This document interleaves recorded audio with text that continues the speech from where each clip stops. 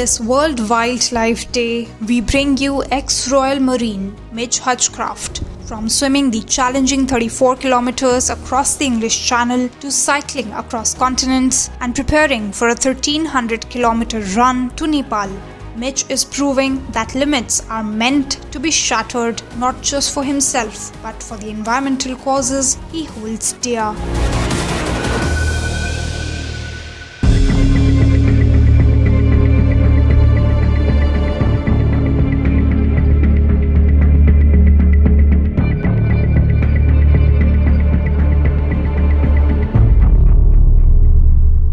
Today I'm being joined by Mitch Hutchcraft.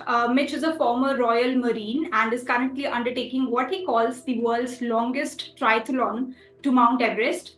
But for Mitch, this isn't just about breaking records, because his expedition is also supporting some cause, which he'll be talking about in this conversation. So first of all, Mitch, welcome to Asianet News. Why don't you start by telling our viewers what you are up to and why you are doing whatever you're doing? Okay, yeah, thank you for having me. So I started this mission. So it's actually the longest climb of Mount Everest in history and the first triathlon to the top of the world. I started in September. So September the 15th, I swam across the English Channel. So I swam for 18 hours from England to France. And now for 170 days, I've been cycling and running across 18 countries. So from France to India by cycling, 12,000 kilometers across 18 countries from France to India.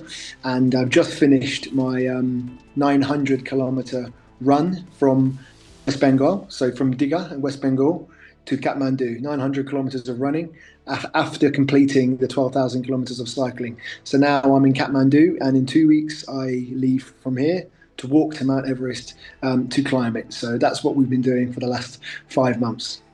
Right. And Mitch, if you can talk about the cause that you are associated with behind this. Yes, mammoth of course. task here. Yes, no problem. So an organisation, a charity close to my heart, they are called SavSim. So they help people who are struggling, ex-service people who were in the military who are struggling with mental health issues. So they use animals and they use wildlife and nature to help people. As you know, wildlife and nature really helps with the mental health. So they use animals and nature, and they actually have made a course that they run inside the zoo where people come and they kind of clean the animals, they work with the animals to help each other. But they also, very importantly, like in places like India, Africa, they send people to help with anti-poaching. So they help to rescue elephants, rhinos, and they do all this great work. So for me, that was one of the great causes. But the other main reason for this, for me, is to put a message out there, to everybody listening, everybody who might be listening on the news now, that you don't have to be a crazy super fit or superhuman to achieve, your wildest dreams. For me, I'm not a very good cyclist. I'm not a very good runner. I just had a dream, and it's 99% belief and in your mind, and it's only a little bit physical. Right. And I would also say that it's remarkable coincidence that we're talking on World Wildlife Day, which is 3rd of March. That's today. So for those who don't know, this day is dedicated to raising awareness about the importance of wildlife conservation. And Mitch, your expedition also supports wildlife conservation initiatives, as you rightly said. Massively. Yeah. So this timing, I think it's a perfect opportunity for me, because your journey is a beautiful intersection of adventure, conservation, environmental awareness. Talk to us a little bit about that first phase of your journey where you have swum the English Channel. And I watched that video and it got me goosebumps, and I actually cried by the end of the video, because the adventure that you took, dramatic 34 kilometers swim across the English Channel that you did in September last year. It was from Shakespeare's Cliff near Dover in England to Cape Grenades in France, the most challenging of all. Where did you get this motivation from? It's very interesting. Yeah, so this was day number 1 of the mission. 5 times more people have climbed Everest than have ever swam across the English Channel. So for me, I've always loved swimming. So the idea of swimming the English Channel was always a dream for me. But the idea came into my head when I was doing another challenge. So a few years ago, I rowed a boat across the Atlantic Ocean. So me and a few friends, we rowed a boat, and it was during this time, 7 weeks of rowing a boat across the ocean, I started to think about this dream. It came into my head. It's a combination of many childhood dreams: climbing Everest, swimming the Channel. So I thought, okay, if I swim from England to France, I can then do a cycle across the world. So it turned into swim the Channel, and then if I then cycle, I can cycle all the way from France to India, and then from India I can then run to Nepal. And I thought, that this now becomes a triathlon. So because in my head the dream was always to go from sea level, so to go from 0 meters all the way to the top of Everest. So to go from the ocean to the top of the world, which is very rare and is a very true way of climbing the mountain. And so that's where the dream came in. When I was doing this other adventure, I planned it in my head, and I suddenly began to think, maybe this is possible. Anything is possible. And so I quit work. For nearly a year and a half, I was trying to find support, and it was a very hard journey to even get to the start line. Very expensive, very hard, and but we got there in the end. Right. And at the beginning of the call, you spoke about supporting veterans who are suffering through PTSD. There are a lot of examples where people in conflict-ridden zones are actually, going through a lot of issues like PTSD, and there is very limited mental health support.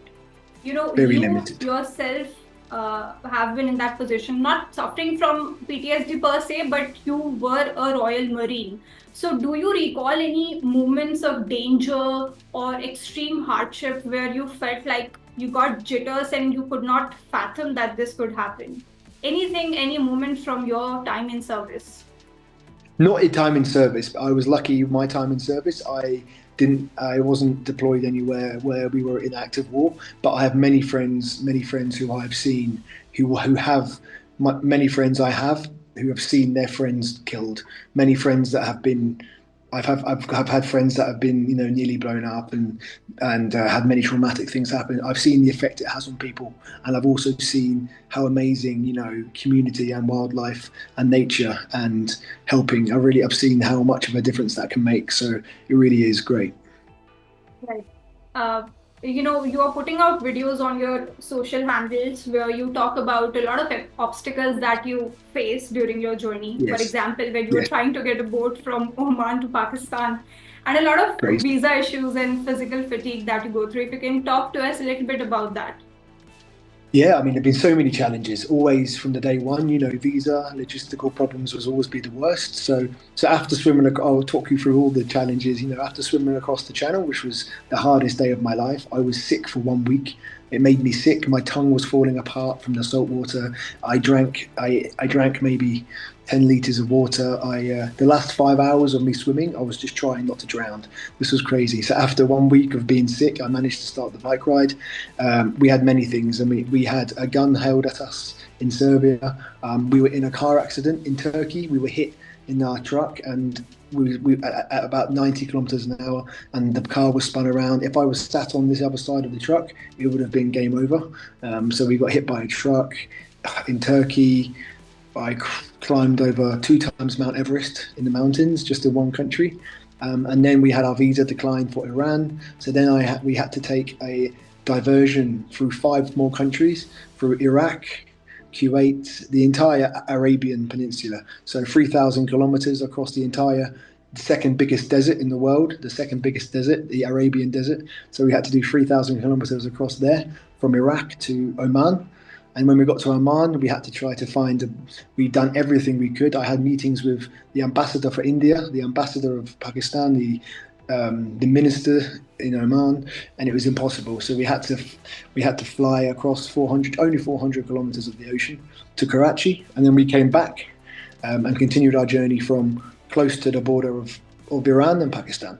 And then after that, it was crazy. 1,500 kilometers through Pakistan, being escorted by armed police that would try to stop you. Sometimes it was crazy. And then even one of the biggest challenges was crossing the Wagah border. This was crazy because we were told in Oman we would be able to get our visas in Islamabad. So in Pakistan we would get our visa.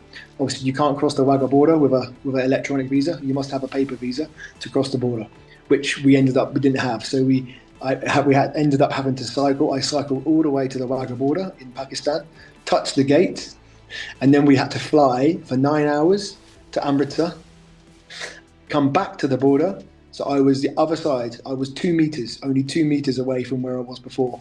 But we had to do 4,000 kilometers to cross the equivalent of 40 kilometers from Lahore to Amritsar. And that was one of the last big challenges. And then we had 2,000 kilometers of cycling through India, and then another 900,000 kilometers of running to Nepal. Right. I mean, it sounds pretty crazy to me, and how you put it, I'm imagining how it is like to be living that. I mean, just look at the magnitude of what you're doing. Tell to us a little bit about what is that mental preparation and the physical preparation that you would have gone into the process. I mean, I know that you have already, tried your hand in crossing the Atlantic Ocean and I think you have also climbed Armadablam, if I'm not wrong. Yes, Ahmedabad. That was my training for Everest. Yeah. So it's through many things. Every single person. This is the message. Every person has the ability to do it. It does not matter. Tomorrow you could go and do this. You could cycle across the world. No, everybody is willing, but not everybody. So everybody is capable, but not everybody is willing. So it's just been for me. It's been my whole life. I've always just been very, very ambitious, wanting to push myself and see how far I can go. And then I've just managed to do more and more. And then my time in the military taught me about mental resilience, basically, and helped to make that stronger. Helped to realize some key lessons. That no matter how hard things get, pain is only temporary. Pain doesn't last forever. No matter how hard you are, no matter how much pain you're in, whether physical, emotional, it doesn't last forever. It allows you. I've just managed to, through lots and lots of things, my expedition in the Atlantic and all things. When things look like they're really bad, you just learn. Every time you do something hard, you learn more and more. So I'd like to encourage everybody to get out there, make themselves uncomfortable on purpose, because this will make you grow. This will help you grow, and it makes you appreciate the small things. Makes you appreciate very much. You come home and you have chai, you come home and have a hot shower, you will appreciate life a lot more if you learn to do these things. Right. And Mitch, along your journey, you have also met a lot of people who are working towards a cause. For example, I think you met with someone who was working in an elephant sanctuary, and you learned about how you can protect animals. If you can talk a little bit about that. How people should be more aware of these aspects. Yeah, so one of the main things on this expedition was also to try to shine a light and to visit as many wildlife conservation places as possible. So in Europe, we visited a bird rescue centre, we visited a bear centre. So very similar. There's a similar one in Agra. They rescue bears from performing. So and then in Agra, we went to the Wildlife SOS. It's a great organisation who rescued the elephants from the street performing elephants and all this. And it was just so important to help spread the words and the message, of try to educate people as much as possible. Actually, tomorrow we're going to Chitwan and Parsa National Park here in Nepal. Tomorrow we're going to film some more there to talk about conservation and to spread the word about help educate people about how important conservation is, and because it's all about education. How is the emotional support from your production team, Stan and amazing. all the others? Yeah. It's incredible. This was meant to be, originally this was going to be me on my own, but now with Stan and Molly, it's been incredible. It's been much easier, and they're working so hard. I'm very grateful. Right. And once you complete Project Limitless, which I'm vouching for you and rooting for you, what's next for you? Thank you. To just go home and recover, I think. To just go home and spend some time just trying to process everything. I still haven't processed hardly any of this expedition yet. So I think I just need to go home and enjoy, and then think about hopefully doing more things like this to help more people, to help more wildlife. That would be the goal. My dream now is to hopefully, because of this expedition, hopefully it will open more doors and it will allow me to help more people in the future and more animals. And you have already said that this is not about fame and making world records. Mitch, along the journey, you've met a lot of people. How do you stay grounded? Because the magnitude of work that you're doing, it's extraordinary. I mean, it's not a simple feat. How do you stay so grounded whenever you meet someone? I don't know. It's a very good question. That how do I stay grounded?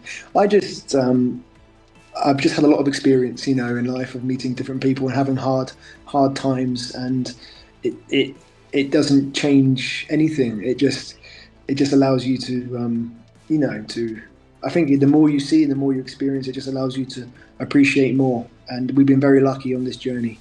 One of the main things is the amount of amazing people we've met across the entire world, including India, and everywhere. India, Pakistan, Oman, Iraq, everywhere. We've been blown away. So I think I've just managed to keep grounded because of the amazing people we've met, because of the hospitality and because I think the answer to that is I've been helped because of the amazing humans that I've met along the way. Right.